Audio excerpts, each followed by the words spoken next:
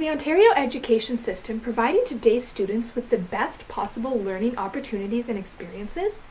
Or are they failing to prepare us for our future education? How about we take a closer look?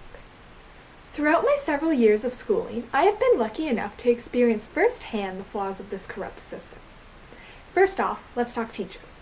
Now, before I get into this, I just want to say that I have had many great teachers who have positively impacted my life. But as every student knows, every once in a while, we come across that one teacher that makes us wonder who in their right mind decided that this person was qualified to educate the young minds of our future generation. I remember when I was in the 8th grade, I had a math teacher who was completely clueless to the curriculum he was supposed to be teaching us. Only once in a blue moon did he ever actually teach a lesson.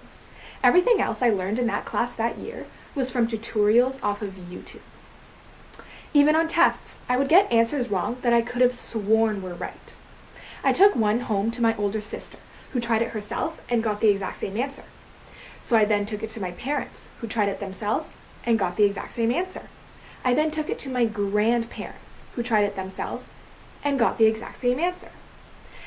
I then took it back to my math teacher to ask him to explain to me what I was doing wrong and how to get the correct answer. He simply told me that if I couldn't see where I went wrong in my calculations, that was my problem. When I asked him to show me how to solve the equation properly, I watched him make an order of operations error. It's funny how we blindly follow teachers' instructions, even if what they're saying is false. Just like sheep following a herd. Another incident I've had with a teacher was in grade 10 at my old school. I feel like I need to wash my hands just thinking about what happened. So my French summative was to write and present a speech in French on a topic of our choosing. I decided to do mine on the Holocaust. Before we could start writing our speeches, our plans had to be approved by our teacher. When she was handing back the plans, all mine had on it was, "Please talk to me after class," across the top of the page in red pen. When I went to go see her, she started to explain to me how she doesn't want me talking about this subject in front of her students because she's uncomfortable with it and feels it's too overdone. I explained to her that I would present it from a different point of view to make it unique and more interesting. I told her I've read tons of books on the history of World War II, so I would prefer to do my project on this subject. This is when she told me that all the books I'd been reading about this event in history were just lies written by the government to get money, and that it was all a hoax and never actually happened. This was around the same time I was learning about World War II in my history class. Ironic, huh? Teachers are all just a bunch of phonies. They really are. I remember being in middle school, and they would actually warn us when the school board trustee would be coming to check up on our school. The day before, our teacher would give us a packet of work, as well as a quick lesson on how to behave when the trustee arrives. How ridiculous! Another thing that always annoyed me was when teachers would fall behind in their lessons, and right before the end of the semester or school year, they would cram the rest of the lessons into the couple of remaining classes when it should have been taught to us weeks ago. It's almost as if school is a computer, and the students inside are the software being programmed to retain insane amounts of useless information within a short period of time. This puts the students at a disadvantage, even though the teacher is at fault for being unorganized. We are then told that we are the ones who should have studied harder or paid more attention in class when our tests come back covered in red X's.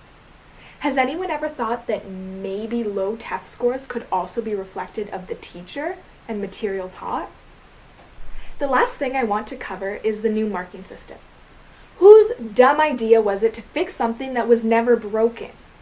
Percentages are very straightforward and tell the students exactly how they're performing in their classes. On the other hand, levels are just ballpark numbers. They are vague and can be easily misinterpreted. Students may think they're at the higher end of a level, and then they get their report card, and they're at the lower end of the 10% range. That's a huge difference.